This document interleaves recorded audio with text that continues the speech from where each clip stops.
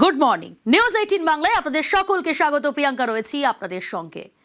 ভোটের দিন সরাসরি অ্যাকশনে বাহিনী, কেন্দ্রীয় বাহিনীকে বাড়তি ক্ষমতার জল্পনা।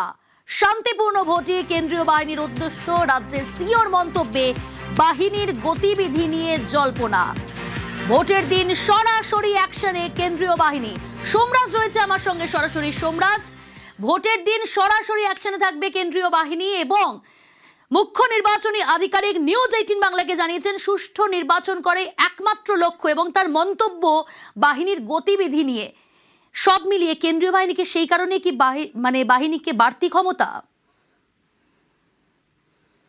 দেখো, একদমই কেন্দ্রীয় বাহিনীকে বাড়তি ক্ষমতা দিতে চলেছে নির্বাচন কমিশন। এবারের ভোটেই কেন্দ্রীয় বাহিনীকে বাড়তি ক্ষমতা দিতে চলেছে নির্বাচন কমিশন। রাজ্যের মুখ্য নির্বাচনী আধিকারিকের মন্তব্য তেমনটাই জল্পনা বাড়িয়েছে। তুমি দেখেছো যে গতকাল কলকাতায় কেন্দ্রীয় বাহিনীর সব প্রতিনিধিরা বৈঠক করেছেন, এবং সেক্ষেত্রে মনে করা হচ্ছে যে এবারের বাংলার ভোটে অন্তত 23 এপ্রিল যে প্রথম দফার ভোট, সেই ভোটে কার্যত টেস্ট করবে নির্বাচন কমিশন কেন্দ্রীয় বাহিনীকে বাড়তি ক্ষমতা দিয়ে। রাজ্যের মুখ্য নির্বাচনী আধিকারিক মনোজ কুমার আগরওয়াল আমাদের জানিয়েছেন যে ভোটের দিন যদি কোথাও অশান্তি হয় তাহলে কেন্দ্রীয় বাহিনী তো বসে থাকতে পারে না। সেক্ষেত্রে যদি তাদের সঙ্গে রাজ্য পুলিশের অফিসার থাকে তাহলে কেন্দ্রীয় বাহিনী রাজ্য পুলিশের অফিসারকে নিয়ে সংশ্লিষ্ট জায়গায় পৌঁছে যাবে।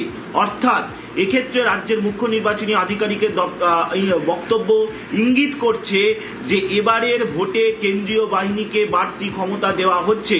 তার কারণ তুমি জানো যে রাজ্য জুড়ে প্রথম দফায় যে ভোট হবে আগামী 23 এপ্রিল, 30,000-এরও বেশি বুথে প্রথম দফার ভোট হবে।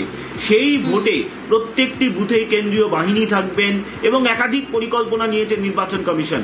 ফলত যদি কোনো এলাকায় বা যদি কোনো বুথে গন্ডগোল হয়, কেন্দ্রীয় বাহিনীর প্রতিনিধিরাই, যারা কুইক রেসপন্স টিমে থাকবেন, কিউআরটিতে থাকবেন, তাদের সঙ্গে যোগাযোগ করে নেবেন এবং তারাই তৎক্ষণাৎ পৌঁছে যাবে সংশ্লিষ্ট জায়গায়। অর্থাৎ এক্ষেত্রে রাজ্য পুলিশের ওপর ভরসা না করে, রাজ্য পুলিশের ডিরেকশনের ওপর ভরসা না করে কেন্দ্রীয় বাহিনী সরাসরি অ্যাকশন মুডে থাকবে। সেক্ষেত্রে তারা রাস্তাঘাট বা সংশ্লিষ্ট বুথ কিভাবে চিনবেন তাদের কাছে। সোমরাজ, সিও মনোজ আগরওয়াল কি জানিয়েছেন নিউজ 18 বাংলাকে শোনাবো আপনাদের। এখানে কোনো গন্ডগোল যদি হবে, কিউআরটিকে তো যেতেই হবে ওখানে। আর যখন যাবে কিউআরটি, এটা তো নেই সিএপিএফ ছেড়ে চলে যাবে। সিএপিএফ তো সঙ্গে যাবেই।